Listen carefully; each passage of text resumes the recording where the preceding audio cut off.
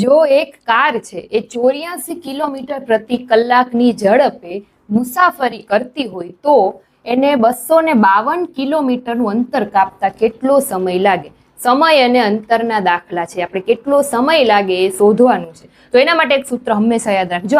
આ તો એક સિમ્પલ દાખલો છે સમય અને અંતરનો. આ સીસીમાં પૂછાયેલો હતો એટલે મેં અહીંયા લીધેલો છે. હજી આનાથી બીજા અલગ અલગ દાખલાઓ પણ આમાં પૂછાય છે, પણ આ એક સિમ્પલ સમય અંતરનો દાખલો આ છે. તો એના માટે શું સૂત્ર આવશે? જો કેટલો સમય લાગે, સમય શોધવાનો છે. સમય બરાબર એક કાર કેટલી ઝડપે મુસાફરી કરીને અંતર કેટલું છે? સમય બરાબર અંતરના છેદમાં ઝડપ. હવે અંતર કેટલું છે? તો કે 252 કિલોમીટર આપણને કીધું ને, અને ઝડપ કેટલી છે? 84 કિલોમીટર પ્રતિ કલાક. બસ બેનો ભાગાકાર 252 ભાગ્યા 84 તમે કરશો એટલે 3 કલાક.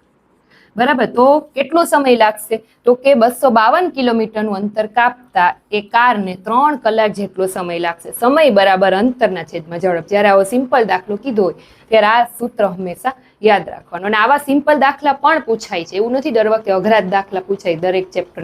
એટલે આવા સિમ્પલ દાખલા પણ દરેક ચેપ્ટરમાં તમારે જોઈ લેવાના. હજી કાંઈ પણ કન્ફ્યુઝન હોય તો કમેન્ટ કરજો. Thank you.